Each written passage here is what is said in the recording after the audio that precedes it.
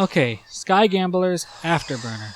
It's a $20 flying game. Don't expect realistic flight simulation here, it's more of an arcade, but that's fine. That's more or less what I was looking for anyways. I was wanting something that felt kind of like Top Gun on the Nintendo GameCube, more or less, and that's more or less what I got here. The maps are pretty big, and I'm surprised at how much they were able to put in them, all the different trees and all the buildings and stuff. And yeah, it feels like a really good, fun flying game.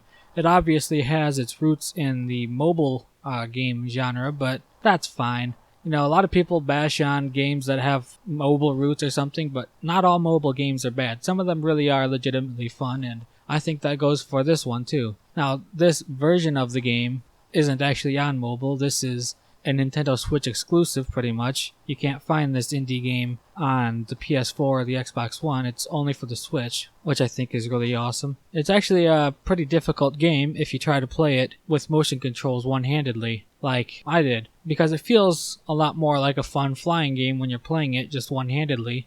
It almost feels like you're using one of those big old PC, flight sticks or something like that. Except it's a lot lighter than that. And in order to set it up to where you can play it one-handedly and make it a bit challenging while also feeling a bit more realistic, you're going to want to go to these settings. Hit the invert Y button. That way when you pull back on the motion control, the plane goes up. Hit the accelerometer. That's actually the motion control setting. I don't know why they didn't just call it motion control or gyro control, but that's what accelerometer does. Invert sticks. That way the right Joy-Con, the joystick on it, controls the speed and also the rudder controls. And you're also going to want to go with the first option and simulator. If you hit casual, it's got the same controls, but you can't do a full roll or anything, and it's kind of crappy. Simulator B, it kind of works, but the controls aren't really set up for it. Simulator B is a lot better for if you're using a Pro controller. Then you can use the trigger buttons to speed up, slow down, and use the rudder controls. The graphics in general, they're not up to AAA quality, but for an indie game that's $20, they're actually pretty good. They're pretty good. I am pretty impressed with them.